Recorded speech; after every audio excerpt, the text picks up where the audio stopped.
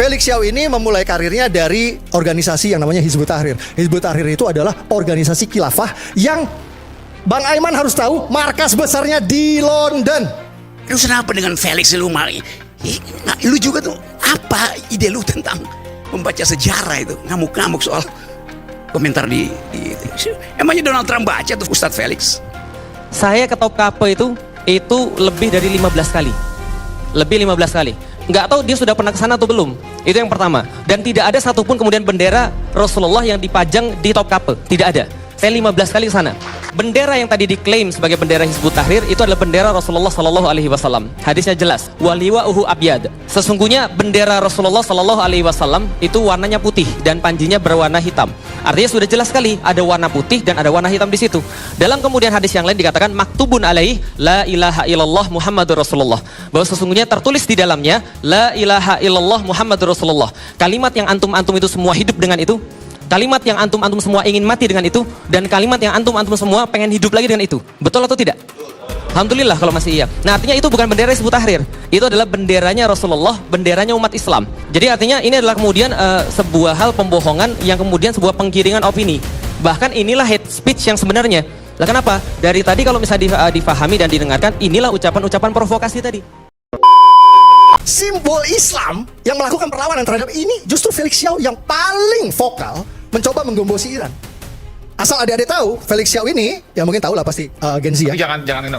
Felix Xiao orangnya di sini. Gue nggak bakal ada hominem. Felix Xiao ini memulai karirnya dari organisasi yang namanya Hizbut Tahrir. Hizbut Tahrir itu adalah organisasi khilafah yang Bang Aiman harus tahu markas besarnya di London, ya.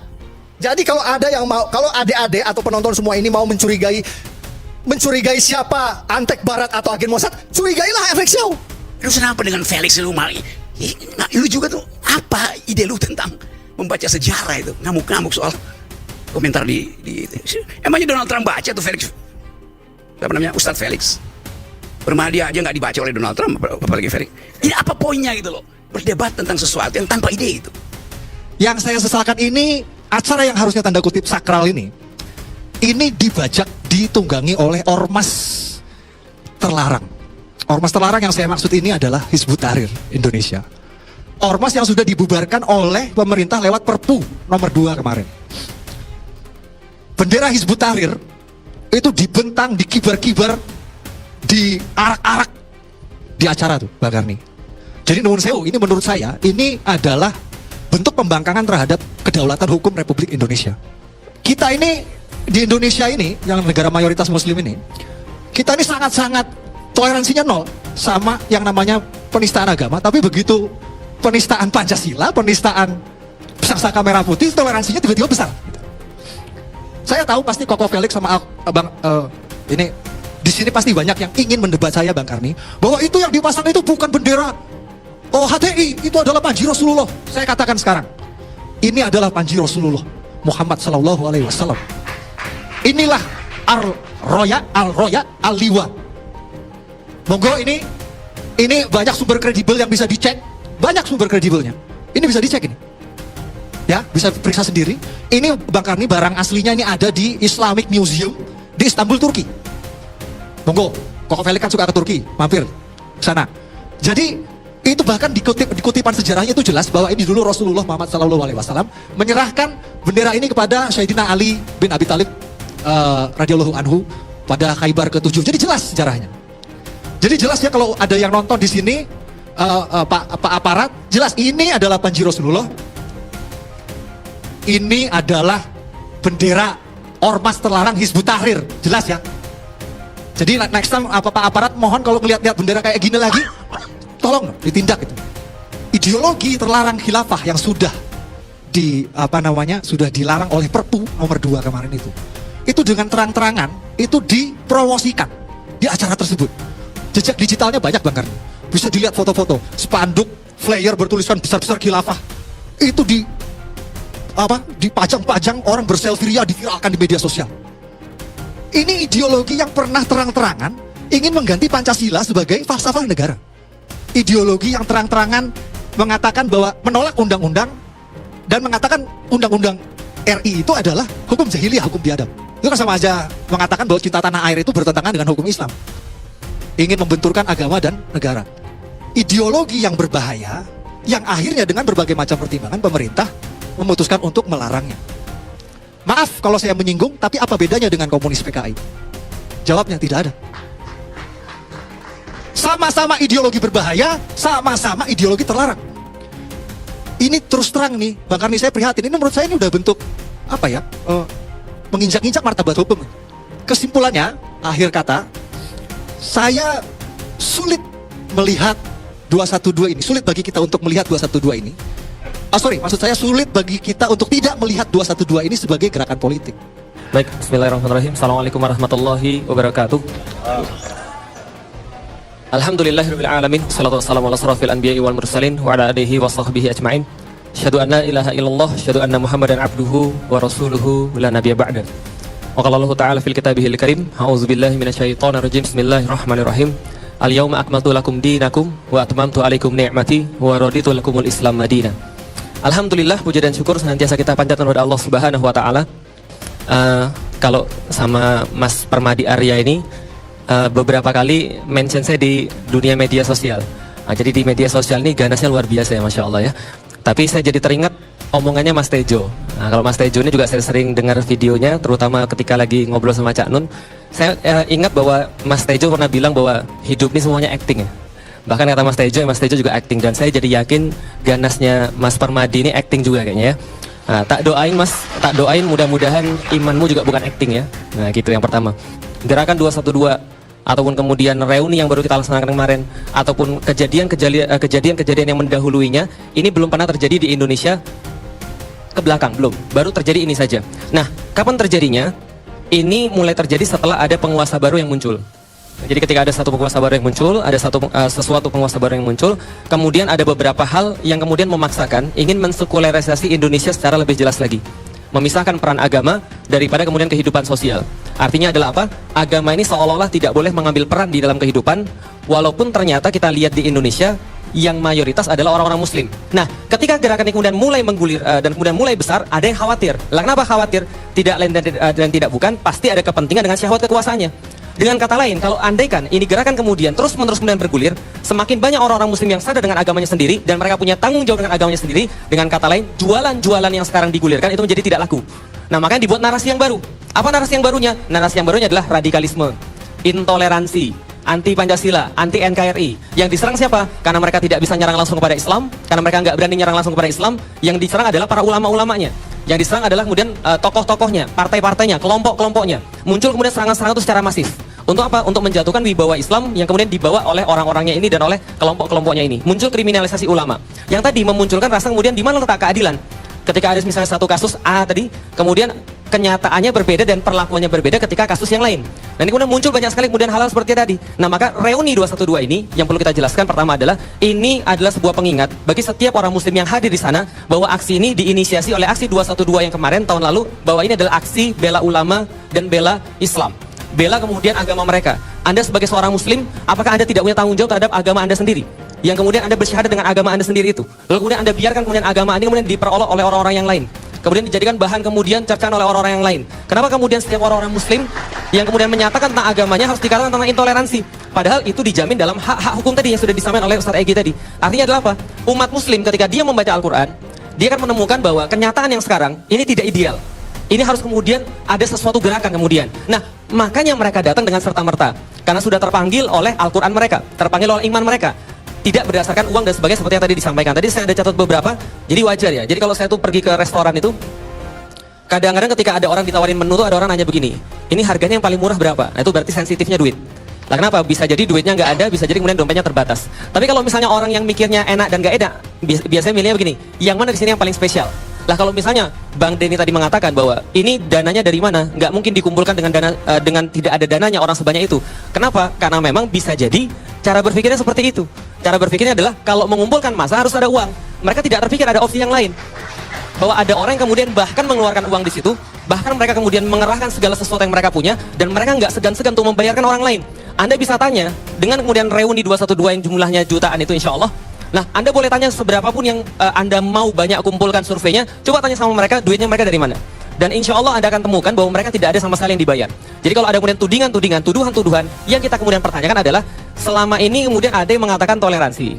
Selama ini kemudian ada yang mengatakan bahwa mereka paling Pancasilais, paling kemudian NKRI. Tapi mereka tidak siap ketika menghadapi ada umat muslim yang bersatu. Lah kenapa? Karena ada sesuatu yang kemudian terjadi pada mereka yang akan berefek dengan kemudian kumpul-kumpul seperti ini. Atau reuni tadi 212. Oke, menjawab yang lain. Tentang bendera Hizbut Tahrir yang tadi dikatakan. Jadi saya tuh kadang-kadang gini ya, orang panik itu ya. Kalau andaikan mereka tuh nggak punya apapun yang digapai, kalau orang mau tenggelam itu jeram yang ngambang aja mereka ambil. Lah kenapa? Jadi gini, saya tuh selalu diajarkan sama ustaz-ustaz saya kalau ngomong tuh pakai data. Gitu kan ya. Nah, data yang tadi disampaikan itu ada data, tapi datanya fatal. Lah kenapa datanya fatal? Saya ke Topkapi itu lebih dari 15 kali. Lebih 15 kali. Topkapi, Museum Topkapi. Dan saya nggak tahu kalau Mas Permadi tadi yang diklaim Abu Janda ya. Berarti bapaknya janda ya. Oh, gitu ya, Masya Allah. Alhamdulillah. Nah, jadi nggak tahu dia sudah pernah ke sana atau belum. Itu yang pertama. Dan tidak ada satupun kemudian bendera Rasulullah yang dipajang di Topkapi. Tidak ada. Saya 15 kali ke sana. Dan saya pikir mudah-mudahan ini bukan bagian daripada kesombongan. Nggak ada yang lebih tahu di Indonesia tentang Utsmani daripada saya, insya Allah. Dan bendera yang tadi disampaikan itu bukan bendera Rasulullah, itu bendera Utsmani. Makanya berarti itu adalah sebuah kebohongan publik yang kemudian tadi. Bahkan ini adalah, boleh kasih. sebentar mas, sebentar, tunggu dulu. Katanya tadi nggak boleh ngomong dulu. Iya toh, gitu kan ya. Baik, jadi artinya ini adalah kemudian sebuah hal pembohongan yang kemudian sebuah penggiringan opini. Bahkan inilah hate speech yang sebenarnya. Lah kenapa? Dari tadi kalau misalnya difahami dan didengarkan, inilah ucapan-ucapan provokasi tadi. Gitu kan ya. Oke, itu yang pertama. Yang kedua, bendera yang tadi diklaim sebagai bendera Hizbut Tahrir itu adalah bendera Rasulullah sallallahu alaihi wasallam. Hadisnya jelas. Anit ni Abbas, royatu sallallahu alaihi wasallam saudah waliwa'uhu abyad. Saya nggak usah artiin ya, insyaallah ya. Oh, artiin, baik. Baik, terima kasih. Sesungguhnya bendera Rasulullah sallallahu alaihi wasallam itu warnanya putih dan panjinya berwarna hitam. Artinya sudah jelas sekali ada warna putih dan ada warna hitam di situ. Dalam kemudian hadis yang lain dikatakan maktubun alaihi la ilaha illallah Muhammadur Rasulullah. Bahwa sesungguhnya tertulis di dalamnya la ilaha illallah Muhammadur Rasulullah. Kalimat yang antum-antum itu semua hidup dengan itu. Kalimat yang antum-antum semua ingin mati dengan itu, dan kalimat yang antum-antum semua pengen hidup lagi dengan itu. Betul atau tidak? Alhamdulillah kalau masih iya. Nah, artinya itu bukan bendera Hizbut Tahrir. Itu adalah benderanya Rasulullah, benderanya umat Islam. Andaikan mau dipakai oleh Hizbut Tahrir, itu adalah suka-suka dia. Mau dipakai oleh mas-mas di sini juga boleh juga, nggak ada masalah. Lah kenapa? Karena itu benderanya Rasulullah. Semua umat muslim berhak untuk memakai itu. Lah, bagaimana mungkin? Akan sangat lucu sekali bagaimana mungkin ada orang muslim yang anti dengan syahadatnya sendiri. Atau jangan-jangan dia nggak paham bahwa itu adalah syahadatain. Oh, sebentar, saya belum selesai. Saya belum selesai. Sebentar, saya belum selesai. Penggiringan opini. Paham. Muslim, Pak. Sabar. Ya, Ustaz lagi ada Iya. Kalau saya woles dan santai, alhamdulillah. Iya, makanya memang begitulah kira-kira. Ya nggak apa-apa. Itu memang itulah enaknya di Indonesia. Indonesia itu orang-orang nyenengke, lucu-lucu, alhamdulillah ya. Jadi DE lucu, nggak apa-apa. Jadi artinya ini adalah kemudian bendera yang kemudian bertuliskan kalimat syahadatain, la ilaha illallah Muhammadur Rasulullah. Ini adalah kemudian kalimat yang kemudian senantiasa dibanggakan oleh orang Muslim. Nah, inilah kemudian dalil-dalil yang paling mendekati dengan bendera Rasulullah Sallallahu Alaihi Wasallam. Bicara tadi dengan bendera Utsmani, banyak bendera Utsmani. Saya coba lihat di sana, kalau bendera Utsmani biasa ada kalimat Inna fatahna laka fatham mubina yang kemudian dijadikan sebagai bagian daripada bendera mereka. Oke, yang terakhir teman-teman sekalian, yang pengen saya sampaikan. Pertama-tama kalau kita mau konstruktif, kalau kita mau benar-benar berpikir untuk bangsa ini, berpikir untuk Indonesia yang sama-sama kita cintai ini, dakwah itu tidak mungkin dilakukan kalau kita nggak mencintai Indonesia. Andaikan umat Islam tidak mencintai Indonesia, maka Indonesia tidak akan merdeka. Dan kita perlu ingatkan pada semua pihak bahwa Indonesia ini merdeka, saham terbesarnya adalah umat Muslim. Dan umat Muslim ini adalah orang yang akan pertama kali berdiri ketika melihat kezaliman di depan mata mereka. Dan kalau misalnya teman-teman lihat ketika Islam kemudian menginspirasi para pejuang-pejuang kemerdekaan, kemudian untuk berdiri kemudian untuk melawan penjajahan yang terjadi di Indonesia, maka penjajah pasti tidak suka. Penjajah akan mendiskreditkan gerakan-gerakan ini, dikatakan gerakan inilah, gerakan itulah, gerakan yang sebagainya. Nah, pertanyaan saya, kalau seandainya ada persatuan umat yang Masya Allah kalau antum datang ke sana, kita tidak usah berbicara tentang wasilah-wasilah hidayah yang dihantarkan lewat 212 itu, tapi kalau seandainya Anda datang ke sana, Anda akan merasakan keharuan yang sangat luar biasa, persatuan yang sangat hebat sekali. Artinya kalau ada yang nggak suka, jangan-jangan Anda ini bermental penjajah. Kita bicara tentang konstruktif. Saya ini pembelajar. Artinya kalau kita ini adalah semua adalah pembelajar, maka kita belajar untuk mencari kesalahan kita sendiri sebenarnya apa. Rasulullah ketika berdakwah ditolak, beliau kemudian menyalahkan dirinya sendiri. Bahwa sebenarnya apa salah saya? Apa kemudian yang menyebabkan kekurangan daripada usaha saya dalam berdakwah? Kita pun sama. Kita adalah pembelajar yang mencari kesalahan dalam diri kita sendiri. Walaupun kemudian kita menemukan kesalahan itu ada di pihak yang lain, tapi kita tidak gunakan kecuali untuk memberikan kebenaran bagi diri kita sendiri. Itu yang pertama. Yang kedua, kita sadari ada sesuatu hal yang memang terjadi di negeri ini. Polarisasi terjadi. Ada kemudian pecah belah di antara umat di negeri ini. Karena dalam kemudian kondisi pecah belah seperti ini, tidak ada yang lebih baik yang kita lakukan kecuali kita bersatu dan kemudian mendatangi tempat-tempat yang ada kemudian persatuan seperti itu. Dan saya sadar kemana-mana saya ditolak gitu kan ya, ada beberapa tempat yang kemudian mengusir, menolak saya. Tapi saya yakin yang diusir itu bukan keinginan kita untuk bersatu, bukan keinginan kita untuk kemudian mencari solusi yang terbaik bagi negeri ini. Dan bagi kami orang-orang muslim, kami meyakini bahwa solusi yang diberikan terbaik itu sudah pasti datang daripada Allah Subhanahu wa taala. Kita meyakini itu dengan yakin-yakinnya, dan kemudian itu sudah terbukti selama 1300 tahun lewat kemudian yang dikatakan khilafah tadi, yang dikatakan ideologi terlarang tadi. Terlarang dari mananya? Kalau Anda mengatakan khilafah adalah ideologi terlarang, berarti Anda harus menghapuskan kemudian orang-orang yang membaca ketika tarawih kepada Khalifah Abu Bakar, Khalifah Umar, Khalifah Utsman, Khalifah Ali. Mereka adalah khalifah-khalifah. Dan khilafah adalah apa? Khilafah adalah prinsip pengelolaan alam semesta yang diamanakan Allah kepada manusia. Berarti ketika Bang Permadi misalnya jadi seorang bapak yang baik, jadi seorang kemudian ayah yang mengajari anak-anaknya dengan baik, belajar dengan baik pada istrinya, dia sudah menjadi khalifah yang menerapkan prinsip-prinsip khilafah. Tapi dalam konteks rumah tangga, ada dalam konteks-konteks yang lebih besar. Ini adalah kemudian khilafah. Bagaimana kemudian dikatakan bahwa khilafah ini adalah ideologi terlarang? Apalagi sampai kemudian dibandingkan, lalu kemudian dibenturkan dengan Pancasila.